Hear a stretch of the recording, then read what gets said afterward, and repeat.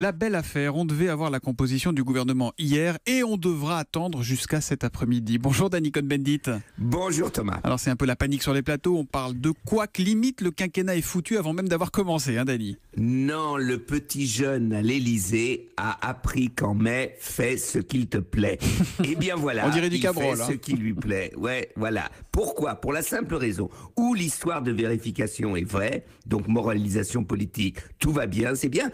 Et même si c'était parce que ceux qui sont prévenus ou qui veulent ou qui vont être ministres négocient le périmètre, parce que dans la recomposition, ce ne sont pas des personnalités qui attendent au téléphone pour avoir un Marocain, un strapontin ministériel, comme c'était le cas dans le temps. Je me rappelle que François Fillon racontait que sa participation comme ministre, la première fois au gouvernement Balladur, en 12 heures, il est passé par 6 ministères. On l'appelait, non, tu seras pas cela, tu seras ceci. Il a fini à l'enseignement supérieur, où il avoue qu'il n'y comprenait rien du tout. Mais c'était comme ça à l'époque. Donc aujourd'hui, si c'est parce qu'il y a des périmètres politiques, des personnalités, eh bien, donner du temps au temps, c'est formidable, il fait ce qui lui plaît. Dany, c'est peut-être aussi la fin d'une ère, celle de l'immédiateté, en quelque sorte la fin de l'ère Sarko-Hollande.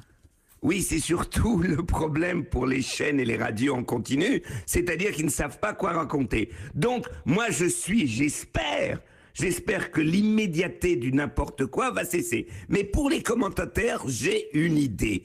Puisqu'ils ne savent pas quoi dire, ou les éditeurs, qu'ils fassent tous leur gouvernement.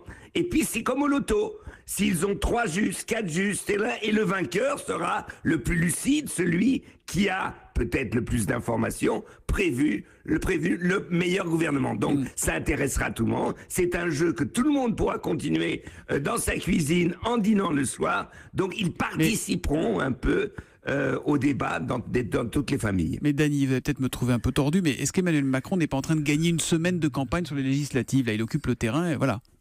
Non, il est surtout en train de provoquer une déflagration politique encore plus grande. Parce que si ce qu'on entend sur son prochain gouvernement, toutes les familles politiques, de l'extrême droite à l'extrême gauche, en passant par les républicains, les socialistes de toute façon, vont être en difficulté. Parce qu'ils disent oui, mais ce gouvernement n'est pas écolo.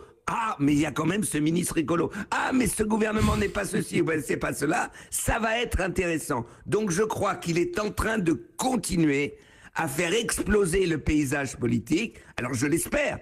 Et peut-être que moi-même je serai déçu, mais c'est la vie. Donc moi, commentateur qui ne sait rien, je vous dis qu'il prenne son temps, c'est bien, mais j'espère que le résultat de son gouvernement sera à la hauteur de ce que j'ai envie d'entendre. Eh bien moi, présentateur qui ne sait rien, je vous dis à demain, Dany Cohn-Bendit, juste avant 8h. À demain. Demain, Thomas, ciao.